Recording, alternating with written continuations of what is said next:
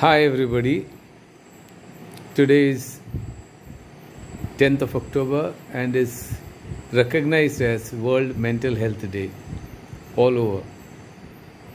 This video is a self-disclosure of my journey in mental health. The things I say in this video are not meant to be critiqued. For the simple reason it is my journey and the way I see that journey. And it is meant to enable people to recognize that mental health is not merely something that you get by following formulas. There are no formulas for this. A lot of books, a lot of channel shows emphasize on certain level of thinking in getting mentally healthy. In an earlier video, I spoke about the illness of the mind.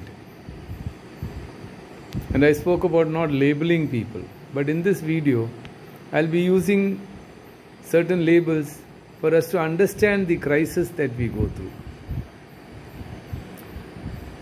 I won't waste time going into the aspects of what we should call illness of the mind and other areas related to it.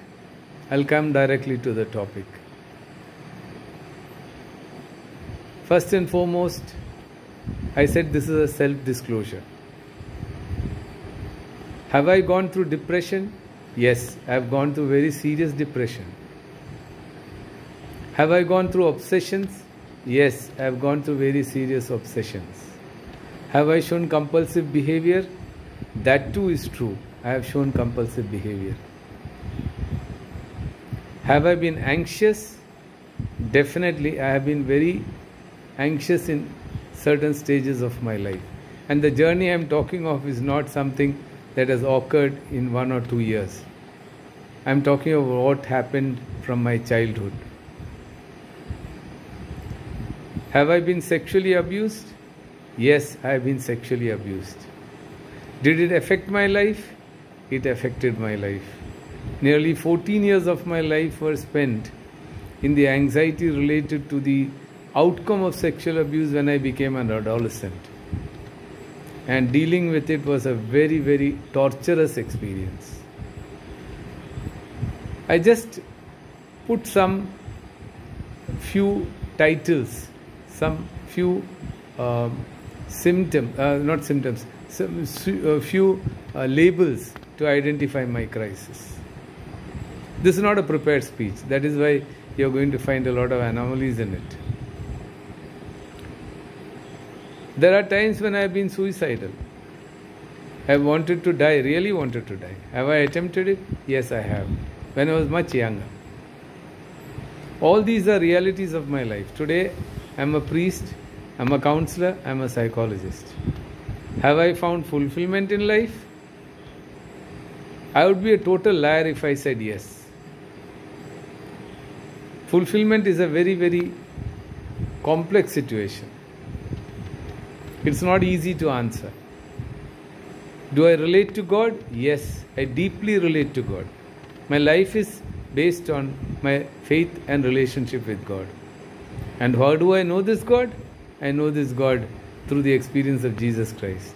It's very personal, extremely personal, deeply personal, to the extent that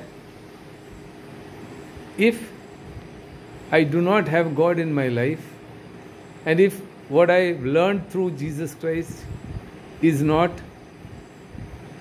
true to my life would have been a waste. That's what I believe. But I have no reason to disbelieve Jesus or what he describes to me about God. Because God is unfathomable in that sense. I don't want to go into the philosophy because that is not the intention. The stages of depression that I went through were extremely horrible. It has been There have been times when I really didn't want to live. Anxiety, equally horrible. Obsessions with things, oh, it's something that cannot be described. I just couldn't get away from it. I couldn't throw it away. Today I'm in a better position to deal with it, though I am still not out of the turmoil. And my turmoil has got nothing to do with the mental state as much as the spiritual state.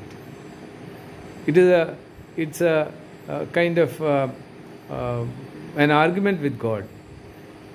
I would like God to be more explicit in His relationship with me. When I say I don't think God is a male God, that's not what I mean. I would hope and pray that God becomes more visible, more, I don't mean physically, I mean more visible in any form that He can, and that my inner consciousness could experience it. I love that the fact that Jesus died for me. It gave me a sense of freedom that I have never experienced before in my life. Through all this pain, through all the suffering, through all the depression, the anxiety, all the related experiences, I was able to come out without becoming psychotic. Did I have paranoia? Never. I never developed paranoia, because every time there was fear, every time there was anxiety, every time there was depression, I bent my knees and prayed. I don't want to tell people that this is a kind of magic that will bring you out of your depression. I don't want to say that. But I do say this in my own personal life. I came out of depression. I came out of anxiety by submitting my life to God. It's not that I've been error-free or I've been sin-free or anything like that. I've accepted my sins, my mistakes. I know that. Have I been vulnerable? That's very important. Yes, I have been extremely vulnerable. I have been open to people, telling them about my life, because I have been vulnerable. Have people taken advantage of it? Some have not. Have people misinterpreted it? Yes, people have misinterpreted it. People have misinterpreted me because of my vulnerability. Was the vulnerability a sign of weakness or helplessness? Definitely, it was a sign of weakness and helplessness, because that is what I was. I was weak, I was helpless. Did I find help from people? I can't say that really I found help from people, because nobody can help us in our trauma. Only we can help ourselves. Of course, we need friends, we need socialization, we need all kinds of communication and relationship with people. But I can tell you for sure, ultimately, we have to find answers within ourselves. I have been hurt again and again and again. And the reason I am saying this is because the whole of humanity is a complex web of helplessness. And one time or the other, it's going to come back to us. So the best thing is to find answers within ourselves, in our relationship with God, in our relationship with God's creation, in our relationship with others, not in the expectation of getting something, but in the experience of giving something. So it's when you expect something that you can get hurt. So when you don't expect anything, you give everything, then nobody can hurt you.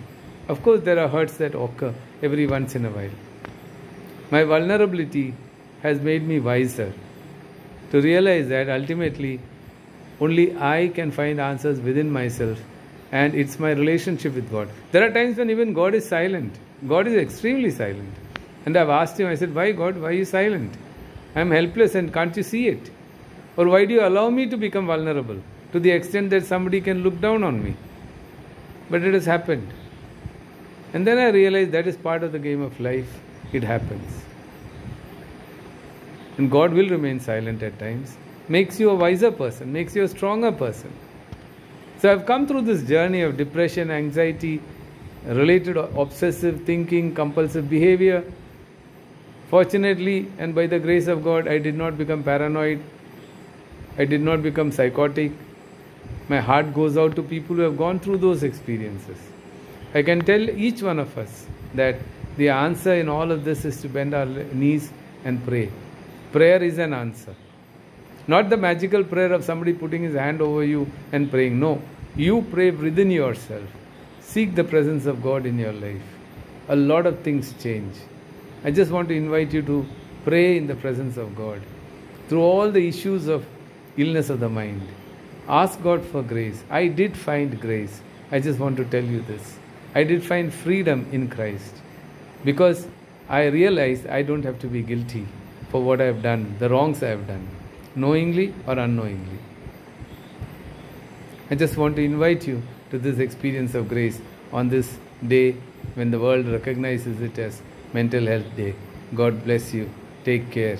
Take care of your mind, of your thoughts, of your acts, and see whether it is congruent with the experience of life. Thank you so much.